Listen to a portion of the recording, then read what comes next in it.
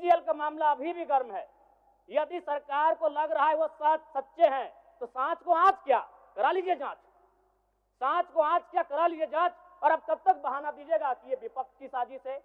विपक्ष के सारे पे छात्र सड़कों पे नहीं है, सपने टूट रहे हैं, सपने नेशनल नाबूद हो रहे हैं, इसीलिए छात्र सड़कों पर है। और याद रखिएगा उनके सपनों के बीच कोई आएगा, पहाड़ आए, दरिया आए या चट्टान आए, छात्र टकराएंगे महोदय।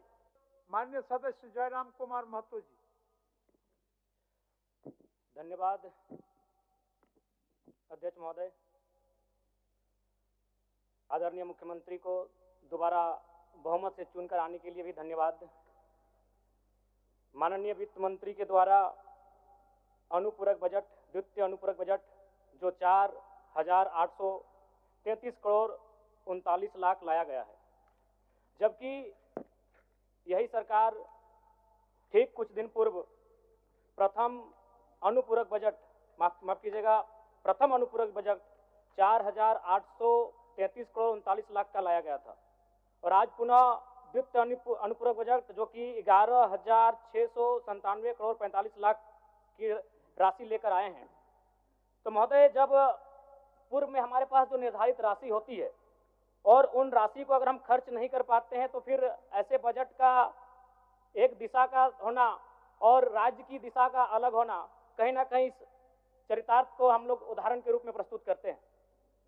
महोदय, बजट की सार्थकता तभी आम व्यक्ति को समझ में आएगी जब एक गांव का सबसे गरीब व्यक्ति, गंगवा की पत्नी गंगिया, अपनी गठरी में बाजार के बजट को रख पाएगी। आज तमाम माननीयों ने, हमने भी सोचा था कि पक्ष की तरफ से विषय को रखा जाएगा, विपक्ष वाले तर्क को प्रस्तुत करेंगे और इसी बीच में एक नया नवेला युवा सीखने का कार्य करूंगा। लेकिन मैक्सिमम समय इन्होंने दिशाहीन मुद्दों पे रखा। तो मैं, चूंकि मैया सम्मान योजना मूल बिंदु रही, केंद्र बिंदु रही, किसी ने उसे सम्मान कहा, नारियों का सम्मान कहा, महिलाओं का सम्मान कहा, हम लोग भी महिलाओं के सम्मान के पक्षधर हैं। हमारे एक भाई कह रहे थे कि 2,500 रुपए की राशि जब एक स्कूल कॉलेज में पढ़ने वाली बहन को दिया जाएगा तो उससे वो स्कूल कॉलेज कागज, कॉपी, कलम की सामग्री लेगी। मैं कहना चाहूंगा, अगर आप उसे स्कूल कॉलेज जाने से पहले अगर 2,500 रुपए देंगे तो उसे आप निकम्मा और आलसी बनाएंगे। यदि आपको उस राशि को देना है तो उसके स्कूल कॉलेज जाने के बाद दीजिए, स्कॉलरशिप के रूप में दीजिए। मैं आज पुनः कहूंगा, क्योंकि आप सत्ता पक्ष में हैं, आप संभवतः अपने इस विषय को बचाएंगे, आप अपना पक्ष रखेंगे कि आपने मैया सम्मान योजना एक महान कार्य किया है। लेकिन मैं फिर कहूंगा, 18 साल, 25 साल, 30 साल की लड़कियों को जो आप फ्री में 2,500 रुपए दे रहे हैं, आप उनकी प्रतिभा को हनन कर रहे हैं, आप उनकी प्रतिभा को नकारात्मक दिशा में ले जाने कार्य कर रहे हैं महोदय। मैं इसे आप स्कॉलरशिप का रूप दीजिए। आपको 2,500 रुपए देना है, स्कूल से पहले देंगे ना। मैं कह रहा हूं, मेरी भी सैकड़ों बहनें हैं गांव में, अगर आप स्कूल जाने से पहले 2,500 रुपए उनके हाथ में देंगे, उस पैसे को वह गलत कार्यों में, गलत नहीं कहेंगे, कुछ ऐसे कार्यों में खर्च करेंगी जो लुभावनी हो। स्कूल जाने के बाद, अटेंडेंस के बाद अगर आप देंगे स्कॉलरशिप के रूप में तो वह बहन स्कूल तक जाएगी।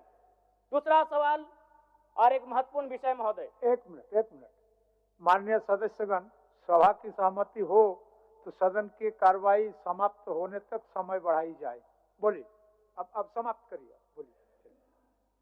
महोदय, यदि वास्तव में मैया सम्मान की राशि 2,500 रुपए सम्मान है तो मैं चाहूंगा हम लोग एक सार्थक दिशा में बढ़िया महोदय। आज जितने भी माननीय हैं उनको बस की सुविधा दी जाए, जितने भी माननीय हैं अपने घर से ट्रेन की सुविधा से सदन आए, जितने भी माननीय हैं वो अपना टीए भत्ता का त्याग करे, जितने भी माननीय हैं यह जांच हो कि उनके बच्चे सरकारी स्कूलों में पढ़ते हैं या गैर सरकारी स्कूलों में पढ़ते हैं, निजी स्कूलों में पढ़ते हैं, इस विषय का भी जांच हो। अगर उसमें अगर कसौटी में उतरते हैं, हम कहेंगे ये मैया सम्मान योजना है, और नहीं तो इसे केवल और केवल जिस सपने के साथ ये राज्य अलग हुआ था वो सपना कहीं ना कहीं अधूरा होगा महोदय। 2,500 रुपया सम्मान की कसौटी नहीं होगा। सम्मान तभी होता है जब समानता से आता है, समानता है तभी सम्मान है। अगर समानता नहीं है महोदय तो किस सम्मान की आप बात करते हैं महोदय? मैं पुनः कहना चाहूंगा महोदय, 30 सेकंड 45 सेकंड का समय चाहूंगा। आदरणीय परम श्रद्धेय, सीजीएल का मामला अभी भी गर्म है। यदि सरकार को लग रहा है वो सच्चे हैं तो सांच को आंच क्या करा लीजिए जांच, सांच को आंच क्या, करा लीजिए जांच। और अब कब तक बहाना दीजिएगा कि ये विपक्ष की साजिश है?